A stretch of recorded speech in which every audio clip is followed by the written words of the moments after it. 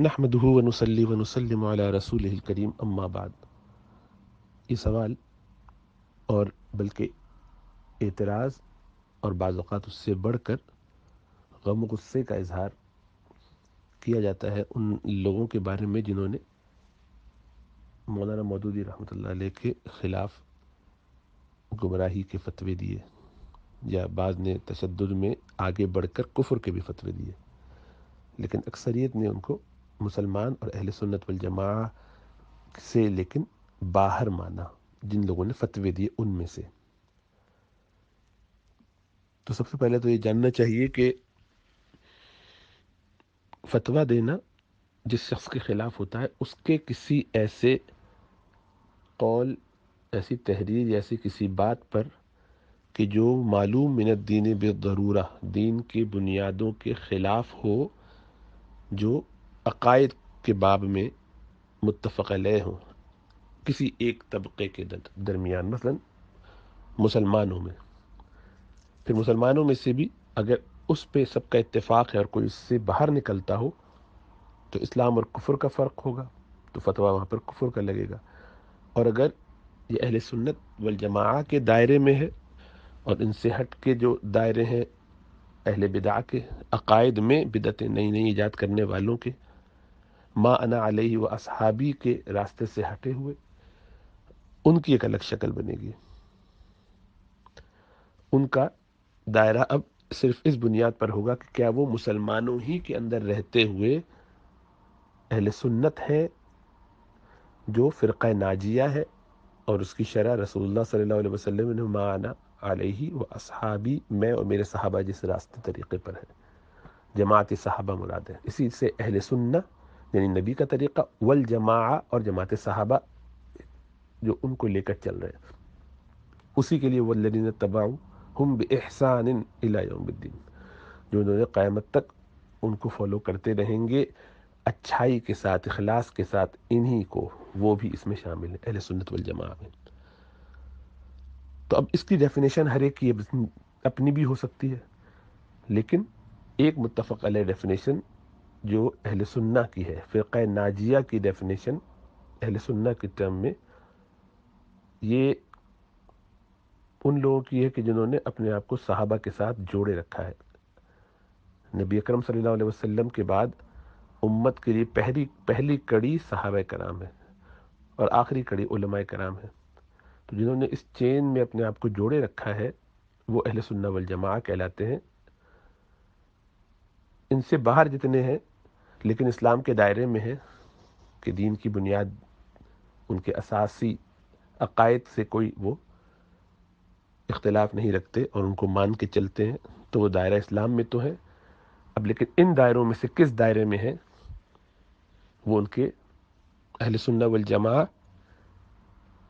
کے جو عقائد اور بنیادی باتیں ہیں اس کی بنیاد پر جج کیے جائیں گے۔ اب ظاہری بات ہے دوسرے طبقے والے وہ اپنا ایک معیار رکھتے ہیں، اس معیار کی ان کے پاس جو دلیلیں ہیں وہ دیکھی جائیں گی، ان کی دلیل زیادہ مضبوط ہے، جن کو وہ لگتی ہے وہ ان کے ساتھ چلے جاتے ہیں۔ مثلا خوارج کی ایک فکر ہے، معتزلہ کی ایک فکر ہے، اسی طریقے سے شیعہ روافظ کی ایک فکر ہے، اور بہت سارے جتنے بھی طبقے ہیں۔ تو جو جس میں فٹ ہوتا ہے وہ اس کے ساتھ ہوگا، خواہ وہ مانتا ہو یا نہ مانتا ہو۔ ایک آدمی یہ عقائد رکھتا ہو اور صحابہ کو بری طریقے سے قبول کرتا ہو، پوری طرح ان پر اعتماد کرتا ہو، اس کے باوجود اپنے آپ کو اہل سنہ کہتا ہو یا نہ کہتا ہو، یہ کہنا کوئی ضروری، لیبل سے کوئی فرق نہیں پڑتا، نام سے کوئی فرق نہیں پڑتا، وہ ہے اسی دائرے میں، یعنی وہ ٹریک پر ہے، اور انہی میں رہتے ہوئے کوئی ڈیویشن کرتا ہے، اپنے آپ کو کہتا تو اہل سنہ والجماعہ ہے، لیکن اس کی باتیں خوارج سے مثلا ملتی ہیں، یا مرجیہ سے ملتی ہیں، قدریہ جبریہ سے ملتی ہیں، مشبہہ مجسمہ سے ملتی، تو پھر وہ کہتا رہے اپنے آپ کو، عند اللہ وہ انہی لوگوں میں شامل ہوگا جن کے ساتھ اس کے عقائد میں مماثلت ہے۔ بعض میں یہ مماثلت کلی ہوتی ہے، بعض میں جزئی ہوتی ہے، بعض میں کچھ ان کے ایک دو پوائنٹس آ جاتے ہیں، اسی لیے وہ پھر ان کی ایک شاخ سی بن جاتی ہے۔ یعنی مثلا عبادی جو ہے عمان کے اندر، ان کے سارے عقائد جو ہیں ایسے نہیں ہے کہ جو خوارج پر پورے آتے ہوں، یعنی خوارج کی انڈرسٹینڈنگ سے 100% مطابقت رکھتے ہوں، لیکن اکثر ہیں، بہت سارے ہیں. یا ہمارے جو عقل پرست طبقہ ہے، متجددین کا جو طبقہ ہے، ان کی بہت ساری باتیں اہل سنت سے بھی ملتی ہیں. کچھ باتیں ان کی ایسی ہیں کہ جو معتزلہ سے ملتی ہیں، ان میں اعتزال کی کچھ چیزیں ہیں. تو وہ معتزلی ان معنی میں نہیں ہے کہ کلی طور پر اس کو قبول کرتے ہیں، بلکہ کچھ باتیں ان کی لے لیتے ہیں. تو ایک ذرا سا مکسچر سا ہو جاتا ہے. تو ایسے سارے گرے شیڈز جو ہیں درمیان میں وہ آتے رہیں گے. اس کا فیصلہ کہ کون اہل سنت ہے اور کون نہیں ہے، کون اس سے باہر ہے کون اس سے باہر نہیں ہے، یہ کام وقت کے جتنے بھی علماء بڑے ہوتے ہیں مختلف مکتبہ فکر کے، ان کا ہے کہ ان کے سامنے ایک کیس پیش کیا جائے، وہ کیس کو پڑھیں، دیکھیں دیانت داری سے، فکر آخرت کے ساتھ، تقوی کے ساتھ، اور اس کیس میں جتنا کچھ ہے سلسلہ وہ دیکھ سکتے ہیں، اس کو دیکھ کر ایک اپنی رائے دیں، فتویٰ دیں. اس میں اب ان کو کیا چیزیں دیکھنی ہیں، وہ سیمپل ہیں. کبھی کبھی یہ خیال آتا ہے کہ ان کو چاہیے کہ ہر چیز جو بندے کی ہے، جس نے لکھی ہے، مثلا غلام احمد قادیانی کی، اس کی ہر کتاب کو پڑھا ہوا ہونا چاہیے قبل اس کے کہ آپ اس کے بارے میں کچھ کہہ سکیں. درست بات نہیں ہے، بلکہ یہ درست بات سے زیادہ جہالت کی بات ہے. جیسا عرض کیا کہ ان دائروں میں کچھ باتیں بنیاد کی حیثیت رکھتی ہیں. ایک شخص خالی اتنا کہہ دیتا ہے کہ میں اس قرآن کو کامل نہیں مانتا. اب آپ کے اس نے 500 کتابیں لکھی ہیں اور ان میں اس نے بہت ساری دوسری باتیں کی ہیں جن کو وہ مانتا ہے. آپ وہ سب پہلے پڑھیں اور پھر اس ایک نقطے کا جواب دیں. تو یہ بے وقوفی کی بات ہے، اور یہ کسی کی ساری بات ویسے بھی پڑھ لینا کسی دوسرے کے لیے ممکن نہیں ہوتا، نہ اس کا وہ مکلف ہے. آپ تو اسی کے مکلف ہیں، یعنی مفتی یا فتویٰ دینے والا، کہ وہ کتابوں میں سے کچھ اس کی ریپرزنٹیٹیو چیزیں، خاص اس کے پوائنٹس، وہ اس کی بنیادی چیزیں جو اس کی طرف ریفر کرتی ہیں. غلام احمد پرویز کی مثلا یہ 4 کتابیں کافی ہیں، فلاں کی یہ 3-4 اہم جو ہیں رسائل ہیں، کتابیں ہیں، وہ آپ نے دیکھ لی، پڑھ لی، سمجھ لی. کسی اور نے آپ کو توجہ دلائی جس پر آپ کو اعتماد تھا، اس نے پوری ریسرچ کر کے آپ کے سامنے رکھ دی، آپ نے اس میں سے دیکھ لیا اور اس کو خود نہیں پڑھا. یہ کوئی ضروری نہیں ہے کہ ہر ایک خود پڑھے اور دیکھے. آپ جب اس کو پڑھتے ہیں، اس کے ریفرنسز ہوتے ہیں، کچھ کو چیک کر لیتے ہیں، کچھ کو نہیں کرتے.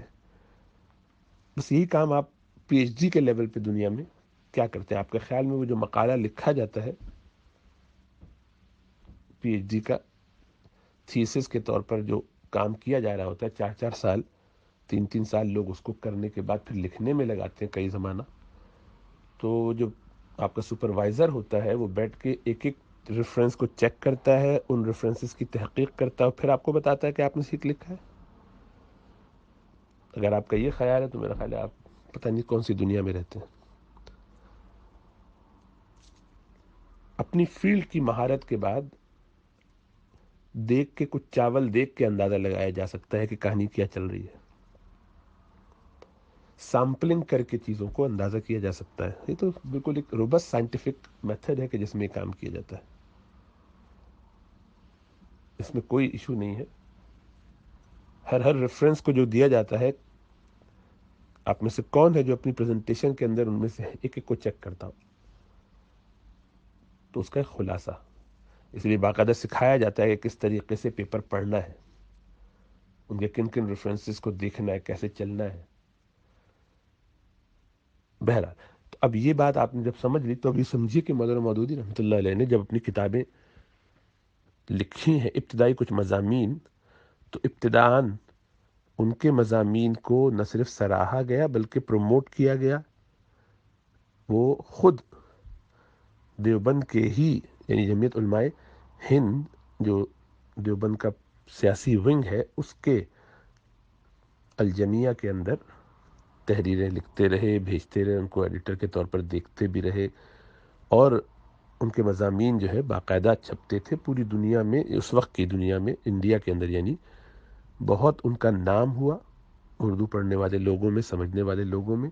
علماء نے دور دور سے آ کے ان سے رابطے بھی کیے اور ان کے ساتھ شریک کار بھی بنے، بہت کچھ سلسلہ چلا۔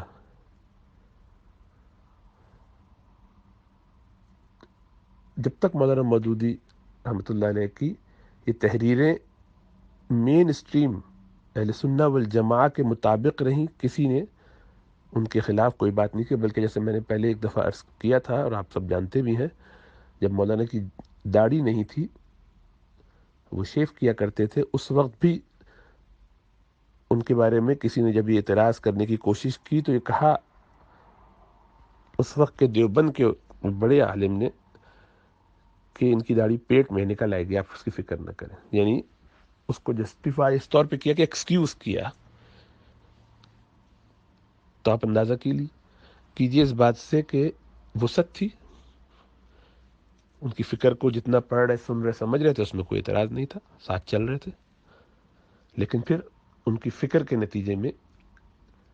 جو ایک تنظیم بن رہی تھی، کام ہو رہا تھا، ایک فکر ڈیولپ ہو رہی تھی، لوگوں نے سپورٹ کیا، پھر مولانا نے وہاں سے ایک اپنی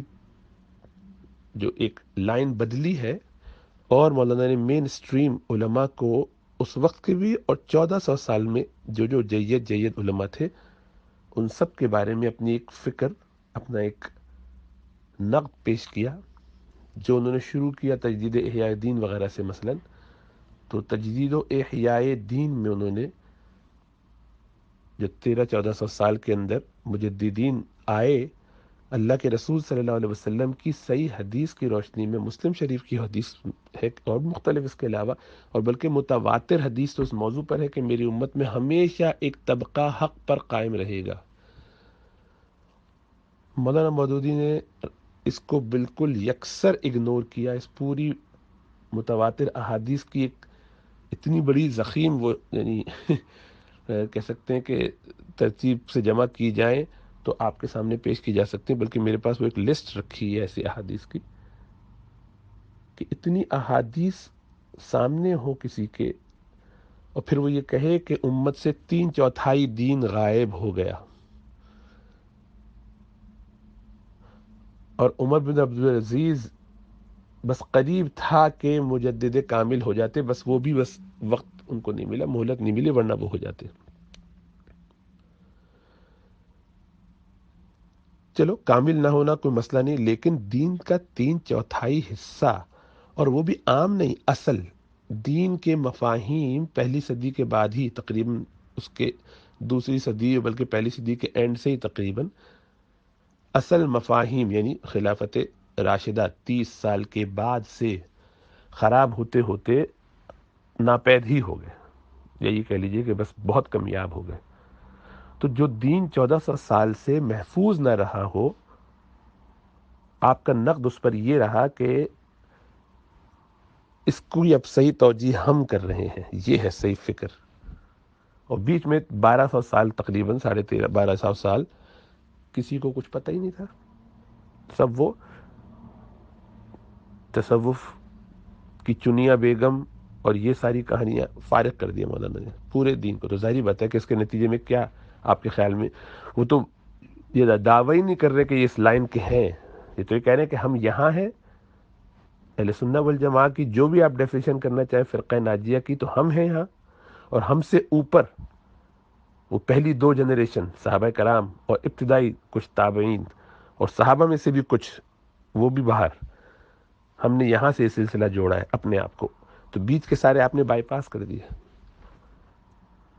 تو ظاہری بات ہے اس کے نتیجے میں اگلا کیا کہے گا کہ آپ اہل سنہ والجماع سے باہر ہیں، تو بالکل صحیح بات ہے، تو خود مولانا اپنے آپ کو اہل سنہ والجماع سے باہر ہی رکھتے ہیں۔ تو ایسے شخص کو کہ جو اس لائن سے باہر ہے تو وہ باہر ہے، اس کو کیا کہیں گے؟ گمراہ کہیں گے، راہ سے ہٹا ہوا ہے۔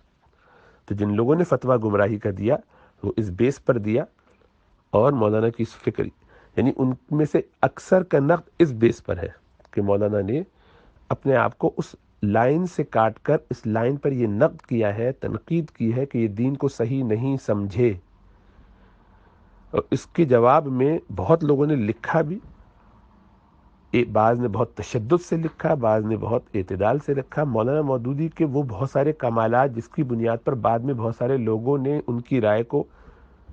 رد کرنے کے باوجود دوسری اور بہت ساری چیزوں کو مثبت انداز سے پیش کیا یا قبول کیا ہے۔ مثلا ان کا غلام احمد پرویز کے خلاف جو ایک پورا مکالمہ ہے اور خط و کتابت ہے سنت کی آئینی حیثیت، بہت جید کتاب ہے، بلکہ اس کو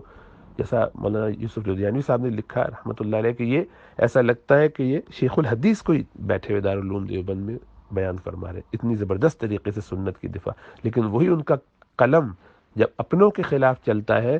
تو کسی کو نہیں چھوڑتا، یعنی وہ عثمان غنی ہوں تو بھی چلے گا، وہ معاویہ ہوں تب بھی چلتا ہے، ان سے بڑھ کر وہ انبیاء کی شان میں بھی اس طرح کی جرات کر جاتے ہیں، یعنی ان کا وہ لفظ استعمال کر جاتے ہیں موسیٰ علیہ السلام کی حیثیت اس ڈکٹیٹر کی سی گویا ہے جس نے جو اپنی قوم کو پیچھے تیار کیے بغیر چھوڑ آیا اور اپنے مشن کے یعنی وہ آگے نکل گیا اور مشن پیچھے چھوڑ دیا اور لوگ وہاں انا للہ و انا الیہ راجعون۔ اسی طریقے کے اور بہت سارے مولانا مودودی کے جملے ہیں جو تفہیم القرآن میں اور مختلف رسائل و مسائل میں، اور میں نے وہ سب کا مطالعہ کیا ہوا ہے کہ میں خود اسلامی جمعیت طلبہ کا رکن رہا ہوں اور بہت سرکلز ہم کرتے تھے اور پڑھتے پڑھاتے تھے، اس کے بعد بھی پڑھتے پڑھاتے رہے، تو ان میں سے کوئی ایسی چیز نہیں ہے کہ جس کا ہم نے مطالعہ نہیں کیا، اور میں اس سب کو پڑھنے کے بعد باوجود مولانا سے اپنی تعلق محبت اور ان کے احسانات کہ ہم نے اسلامی جمعیت طلبہ اور ہمارا ابھی بھی 70% خاندان جماعت اسلامی کے رکن میرے والدین سمیت سب بہنیں وغیرہ یہ سب ابھی بھی جاتے آتے ہیں، ہم بھی جاتے ہیں، ووٹ بھی جماعت کو ہی دیتے رہے ہیں، اور کوئی ہوتا نہیں تھا کراچی میں کہ اس کو ووٹ دیں گے، اور آئندہ بھی شاید کوئی نہ ہو کہ جس کو دیا جا سکے، اور ان کی باقاعدہ تعلق محبتیں وہ سب اپنی جگہ قائم ہے، لیکن علمی نقد مولانا پر جن جن لوگوں نے کیا، بس اس میں اگر ذرا تشدد کو نکال دیں یا نیتوں پر بہت زیادہ حملے اور ذاتیات پر، وہ ہر ایک کا چونکہ جذبہ مختلف ہوتا ہے، جیسے ہم لوگ یہاں باتیں کرتے کرتے کبھی بہت غصے میں آ جاتے ہیں اور کبھی بد زبانی بھی ہو جاتی ہے، کبھی اپنے یعنی جذبات کا اظہار بہت شدت سے کر دیتے، تو آپ کو یہ سمجھنا چاہیے کہ وہ سارے وہ لوگ مولانا کے یا تو بڑے ہیں ان کے یا ان کے عمر میں یا ان سے ان کے ہم عمر ہیں، تو ان کا مولانا آپ مولانا مودودی کی سفید داڑھی اب دیکھ کر یعنی ان کے انتقال کے بعد کی اس میں نہیں بلکہ ان کی وہ کلین شیو داڑھی دیکھیے اور ان کے ساتھ کھڑے ہوئے بڑی داڑھی والے آدمی کا آمنے سامنے وہ ان کو یہ کہہ رہے ہوں تو آپ کو وہ شدت بھی شدت نہیں لگے گی کہ بڑا کسی چھوٹے کو ڈانٹ رہا ہو، جیسے آپ اپنے بیٹے کو کبھی ڈانٹ رہے ہوتے ہیں، کبھی بھانجے بھتیجے کی کسی غلطی پر اس کے کان مروڑ دیتے ہیں، وہ ایک ری ایکشن ہوتا ہے جو چلتا ہے ابتدا میں، یا جیسے ہم لوگ یہاں پہ اگر آپ مجھ سے یعنی تبصرہ چاہے کروں میں کسی ایسے شخص پہ کہ جو آج کل میڈیا پہ بہت اچھل کود کر رہا ہو، تو ظاہری بات ہے کہ میں بالکل دوسرے انداز سے کروں گا، ہو سکتا ہے 50 سال کے بعد پڑھنے والوں کے لیے وہ بہت آڈ لگے کہ یہ کیا ہے، اس انداز سے کیوں بات کی انہوں نے، ان کی شان ان کا مقام ان کو پوری دنیا مانتی ہے، عرب دنیا میں ان کا کتنا انفلوئنس ہے، انہوں نے ماشاءاللہ بہترین طریقے سے جو ہے وہ کام کیا، ان کو شاہ فیصل ایوارڈ ملا اور کیا کیا، تو یہ ساری باتیں بعد میں ہوئی ہیں، بہت ہوئی ہیں، وہ کس طرح جو ہے وہ تختہ دار پہ بھی حق کی بات کہتے ہیں، کس طرح انہوں نے جو ہے نوجوان طبقے کو متاثر کیا ہے، اور وہ لوگ کہ جو دنیا دار تھے کالجز میں تو وہ لوگ وہاں سے دین کی طرف آئے ہیں، تو مولانا نے اتنا انفلوئنس کیا ماشاءاللہ لوگوں کو کہ وہ دنیاوی تعلیم یافتہ طبقہ جو دین سے کمیونزم وغیرہ کی وجہ سے اس کی رو میں بہہ چکا تھا، اشتراکیت کے اثرات میں اس طرح آ چکا تھا کہ اب وہ نماز روزہ تو دور کی بات، وہ ایمان سے جانے والے ہو رہے تھے، تو ان کو کھینچ کے لائے مولانا، تو بڑا احسان ہے مولانا کا۔ لیکن اس کے باوجود مولانا کی یہ کاٹ، یہ زیادتی جس بنیاد پر انہوں نے انجانے میں اخلاص کے ساتھ اپنے اس جوش میں جو وہ سمجھ رہے تھے کہ ان کو کرنا چاہیے، اس چیز کو ریوائیو کرنے کے لیے، بالخصوص چونکہ وہ بالکل دکھی دل سے خلافت عثمانیہ کو اپنی آنکھوں کے سامنے گرتا دیکھا، انہوں نے اس کے سارے سیاسی منظرنامے سے وہ واقف تھے، اس کے احوال سے واقف تھے، اور اس میں کیا کیا کوتاہی وہ ان کے سامنے تھی کہ کس طرح امت میں یہ گراوٹ آئی، پھر اسی طریقے سے اس سے کچھ عرصہ پہلے ہی یہ انڈیا میں حالات دیکھ چکے تھے، جنگ آزادی کی صورت میں جو ہوا، مسلمانوں کے آثار حالات، اس سے پہلے سید احمد شہید کی پوری ناکامیاں، یہ سب چیزیں جب نظر آ رہی ہوں تو سب کی وجوہات پہ جب اس زمانے میں انہوں نے غور کیا تو ان کو جو باتیں نظر آئیں اس پر انہوں نے شدید نقد کیا۔ اب وہ